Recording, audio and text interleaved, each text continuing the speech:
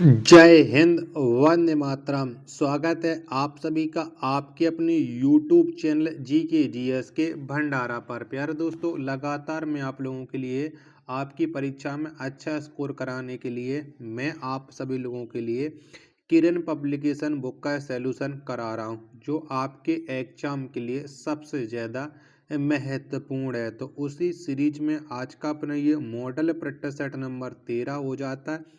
इससे पहले मैं 12 सेट अपलोड कर चुका हूँ। उन्हें अगर अभी तक आप लोगों ने नहीं देखा है तो उन्हें जा कर के आप लोग एक एक करके देख लीजिएगा और अपनी तैयारी को आप लोग दहाड़ दीजिएगा। आज की ये वीडियो अगर आपको पसंद आए तो वीडियो को आप एक बार लाइक जरूर करना। चैनल को अभी तक आप लोगों ने सब्सक्राइब नहीं किया होगा तो चैनल को आप लोग जरूर सब्सक्राइब कर लेना। आज के इस वीडियो में मैं आप सभी लोगों के लिए मॉडल प्रैक्टिस सेट नंबर 13 के जीके जीएस के 50 प्रश्न कराऊंगा, जो आपके एग्जाम के लिए बहुत ही ज़्यादा महत्वपूर्ण है।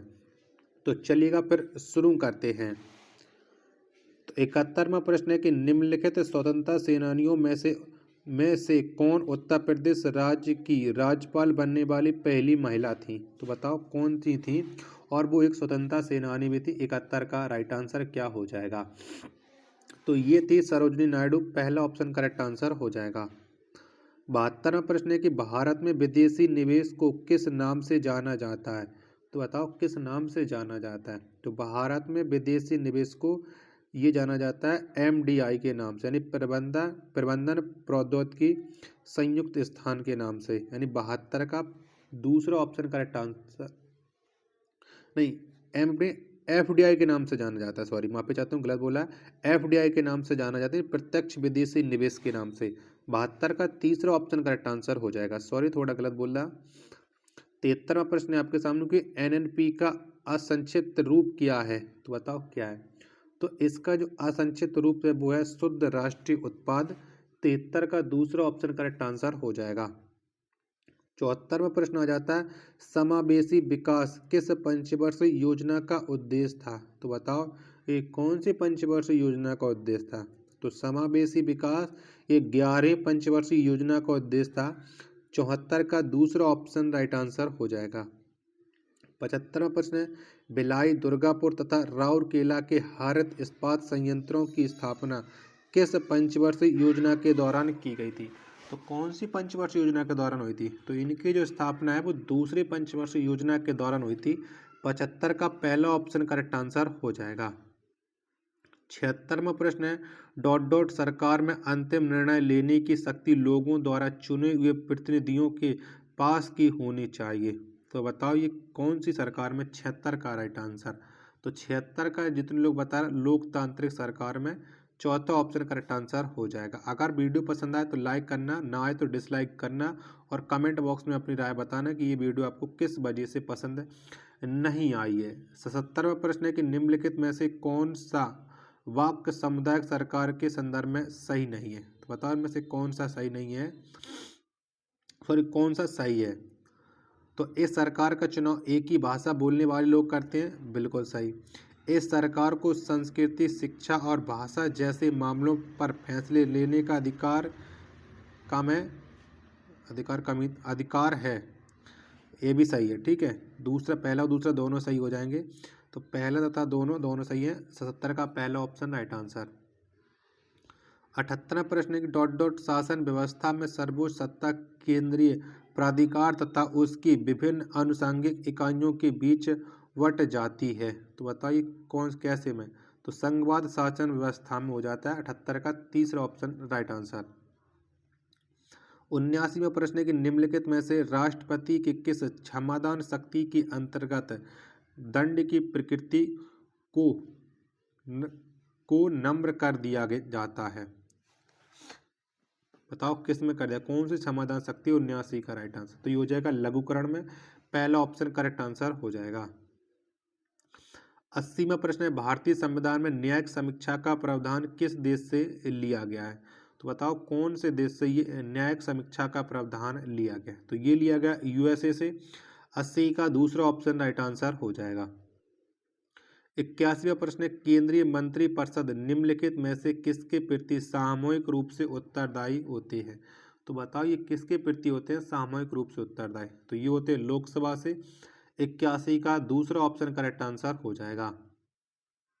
82वां प्रश्न है कि लोकसभा के अध्यक्ष का मत डॉट डॉट कहलाता है, तो बताओ क्या कहलाता है। तो लोकसभा के अध्यक्ष का जो मत है ये निर्णायक मत कहलाता है। 82 का पहला ऑप्शन राइट आंसर हो जाएगा। 83वां प्रश्न आ जाता है कि निम्नलिखित में से किस राज्य में द्विसदन विधायिका नहीं है, तो बताओ कौन से राज्य में नहीं है। तो द्विसदन विधायिका ये मध्य प्रदेश में नहीं है, जबकि तेलंगाना, बिहार, उत्तर प्रदेश में है। 83 का पहला ऑप्शन राइट आंसर हो जाएगा। 84 नंबर का प्रश्न कि सिंधु घाटी सभ्यता में बृहत स्नानागार या विशाल स्नानागार निम्नलिखित में से किस नगर में पाया गया है, तो बताओ ये कौन से नगर में पाया गया। तो ये पाया गया है मोहनजोदड़ो में। 84 का दूसरा ऑप्शन राइट आंसर हो जाएगा। 85 नंबर का प्रश्न तक्षशिला विश्वविद्यालय वर्तमान में किस देश में स्थित है। तो जो तक्षशिला विश्वविद्यालय ये वर्तमान में पाकिस्तान में स्थित है। 85 का तीसरा ऑप्शन करेक्ट आंसर हो जाएगा। 86 नंबर का प्रश्न आ जाता है कि हल्दी घाटी का युद्ध किन दो सेनाओं के बीच लड़ा गया था। तो किस किस के बीच में ये हल्दी घाटी का युद्ध हुआ था, ये आपको बताना है। 86 का राइट आंसर क्या हो जाएगा। तो ये लड़ा गया था अकबर तथा महाराणा प्रताप के मध्य में। ऑप्शन संख्या 4 इसका राइट आंसर हो जाएगा। 87वां नंबर का प्रश्न गौतम बुद्ध ने महापरिनिर्वाण कहाँ लिया था, तो बताओ कहाँ पर लिया था। तो गौतम बुद्ध ने जो महापरिनिर्वाण लिया था ये लिया था कुशीनगर में। 87 का दूसरा ऑप्शन देने वालों का राइट आंसर हो जाएगा। 88 नंबर का प्रश्न है कि आमेर का किला किसने बनवाया, तो बताओ कौन से राजा के द्वारा आमेर का किला बनवाया गया था। तो राजा मान सिंह ने आमेर का किला बनवाया था। 88 का दूसरा ऑप्शन करेक्ट आंसर हो जाएगा। 89 नंबर का प्रश्न है कि निम्नलिखित में से किन तिथियों पर उत्तरी गोलार्ध में शीतकाल आयतनात को देखा जाता है, तो बताओ ये कौन सी तिथियों को देखा जाता है। 89 का राइट आंसर। तो ये केवल 21 दिसंबर को, यानी केवल पहला ऑप्शन करेक्ट आंसर हो जाएगा। 89 का ऑप्शन संख्या 1।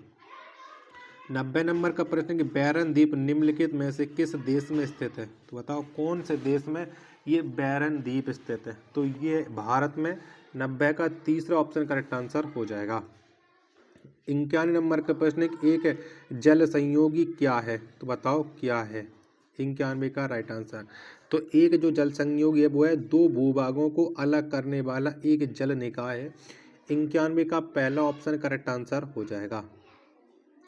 अगला प्रश्न आ जाता है प्रश्न संख्या 92 कि निम्नलिखित में से कौन सा देश भूमि बंद देश है, तो बताओ कौन सा देश है। तो स्विट्जरलैंड यह एक भूमि बंद देश हो जाता है।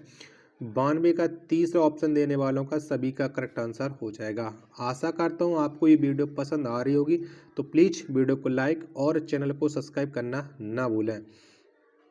प्रश्न संख्या 93 आपके सामने कि एकमात्र ग्रह जिसकी घूर्णन की अवधि सूर्य के चारों ओर परिक्रमण की अवधि से अधिक है, तो बताओ 93 का राइट आंसर क्या हो जाएगा। तो ये हो जाएगा शुक्र। तीसरा ऑप्शन राइट आंसर। प्रश्न संख्या 84 आपके सामने कि निम्नलिखित में से किसे औषधि विज्ञान का जनक माना जाता है, तो बताओ किसको माना जाता है। तो औषधि विज्ञान का जो जनक है ये हिप्पोक्रेटस को माना जाता है। 94 का दूसरा ऑप्शन राइट आंसर हो जाएगा। 95 नंबर का प्रश्न है कि निम्नलिखित में से कौन सा मानव शरीर का एक अवशेषी है, तो बताओ कौन सा है। तो मानव शरीर का जो एक अवशेषी है वो है दुमछी। 91 का पहला ऑप्शन करेक्ट आंसर हो जाएगा। 95 का पहला ऑप्शन। 96 प्रश्न है आपके सामने कि निम्नलिखित में से कौन सी कोश का अंग कोशिकीय श्वसन के लिए उत्तरदायी है, तो बताओ कौन उत्तरदायी है। 96 का राइट आंसर क्या हो जाएगा। तो इसके लिए जो उत्तरदायी है वो है सूत्रकणिका। दूसरा ऑप्शन राइट आंसर हो जाएगा। 97 नंबर का प्रश्न है कि निम्नलिखित में से किसने प्राकृतिक चयन का सिद्धांत दिया था, तो बताओ किसने दिया था। तो प्राकृतिक चयन का जो सिद्धांत दिया था ये दिया था डार्विन ने। 97 का तीसरा ऑप्शन राइट आंसर हो जाएगा। 98 नंबर का प्रश्न है ग्लोबल हंगर इंडेक्स 2023 में भारत 125 देशों में से किस स्थान पर है, तो बताओ कौन से स्थान पर है भारत। तो इसमें भारत का जो स्थान वो 111वां है। 98 का पहला ऑप्शन करेक्ट आंसर हो जाएगा।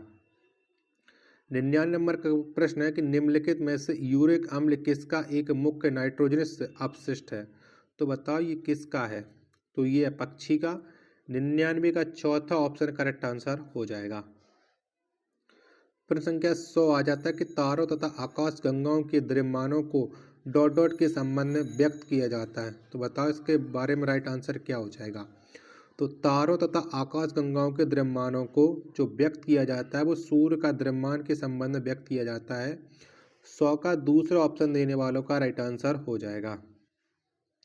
अगला प्रश्न संख्या 101 है कि निम्नलिखित का मिलान कीजिए। एक तरफ दिए गए मात्रा और उनका एसआई मात्रक। तो प्रतिरोध ये ओम का हो जाएगा, ऊर्जा ये जूल का, शक्ति वाट का। तो 2 का ये पहला ऑप्शन करेक्ट आंसर हो जाएगा। 102वां प्रश्न है कि निम्नलिखित में से किसका उपयोग व्यापक रूप से अर्धचालक चिप बनाने में किया जाता है? तो बताओ किसका उपयोग किया जाता है? 102 का राइट आंसर। तो ये किया जाता है जर्मेनियम का। 102 का तीसरा ऑप्शन करेक्ट आंसर हो जाएगा। नेक्स्ट प्रश्न संख्या 103 है, ऊष्मागतिकी का प्रथम सिद्धांत निम्नलिखित में से किसके संरक्षण से संबंधित है? तो बताओ इसका राइट आंसर क्या हो जाएगा? 103 का। तो 103 का जितने लोग बता रहे हैं ऊर्जा, पहला ऑप्शन राइट आंसर हो जाएगा। आशा करता हूँ वीडियो पसंद आ रही होगी, तो प्लीज़ वीडियो को लाइक, कमेंट और चैनल को सब्सक्राइब करना ना भूलें। 104वां प्रश्न, उष्ण कटिबंधीय गहरे समुद्र में न्यूट्रॉनो टेलीस्कोप जो खबरों में देखा गया था किस देश से संबंधित है? तो बताओ इसका संबंध है वो कौन से देश से? तो ये चीन से। 104 का पहला ऑप्शन राइट आंसर हो जाएगा। अगला प्रश्न आ जाता है प्रश्न संख्या 105 है कि निम्नलिखित में से कौन सी एक कंप्यूटर भाषा नहीं है? तो बताओ कौन सी नहीं है? तो जावा यह एक कंप्यूटर नहीं, लाइनक्स यह एक है कंप्यूटरी भाषा नहीं है। केवल तीसरा इसका राइट आंसर हो जाएगा ऑप्शन संख्या 2।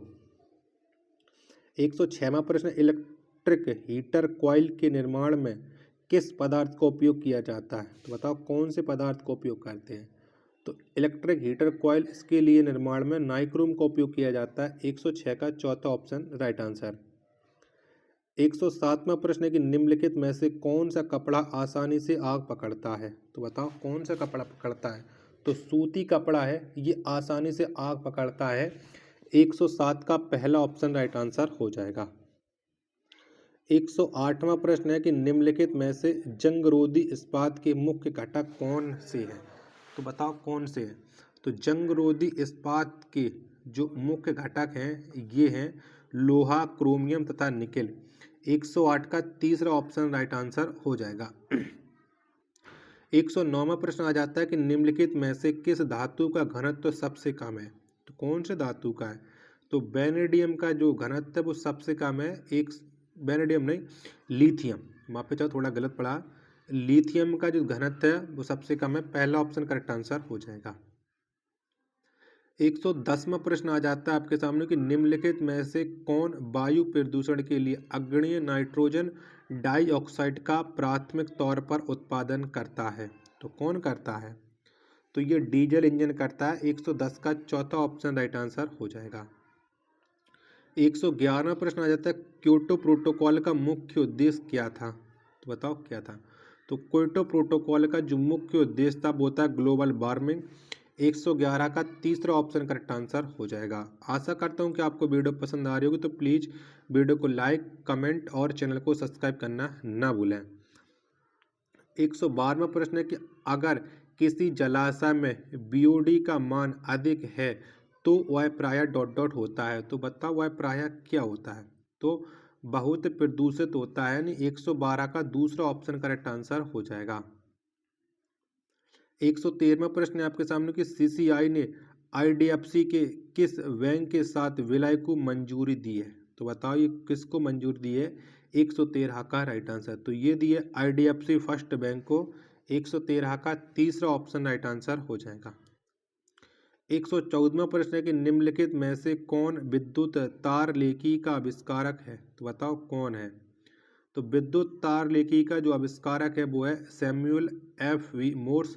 114 का पहला ऑप्शन राइट आंसर हो जाएगा। 195 नंबर का प्रश्न है, किस संगीत निर्देशक को 2022-23 के लिए राष्ट्रीय लता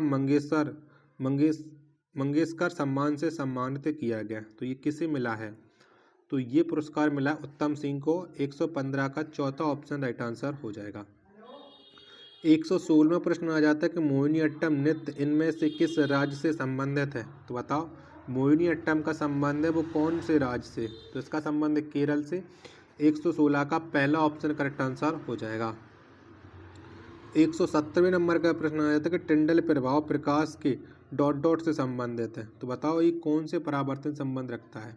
तो टिंडल प्रभाव प्रकाश के प्रकीर्णन से संबंधित है। 117 का दूसरा ऑप्शन राइट आंसर हो जाएगा।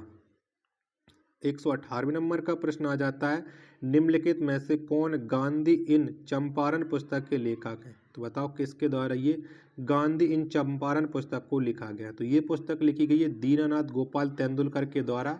118 का दूसरा ऑप्शन राइट आंसर हो जाएगा। 119वां प्रश्न के सार्वजनिक या निजी क्षेत्र का वर्गीकरण इस आधार पर किया जाता है? तो बताओ किस आधार पर किया जाता है? तो ये किया जाता है स्वामित्व के आधार पर। 119 का चौथा ऑप्शन राइट आंसर हो जाएगा। 120वां और अंतिम प्रश्न है, भारतीय अंतरिक्ष अनुसंधान संगठन किसके लिए मानव रहित उड़ान परीक्षण शुरू करने की योजना बना रहा है? तो ये बताओ 120 का राइट आंसर। तो ये गगनयान मिशन के लिए बना रहा है। 120 का दूसरा ऑप्शन करेक्ट आंसर हो जाएगा। आशा करता हूँ कि आपको ये वीडियो पसंद आई होगी। तो प्लीज़ वीडियो को लाइक, कमेंट और इस चैनल को सब्सक्राइब करना ना भूलें। मिलते पर अपने एक और नेक्स्ट वीडियो के साथ। तब तक के लिए धन्यवाद। जय हिंद, वंदे मातरम।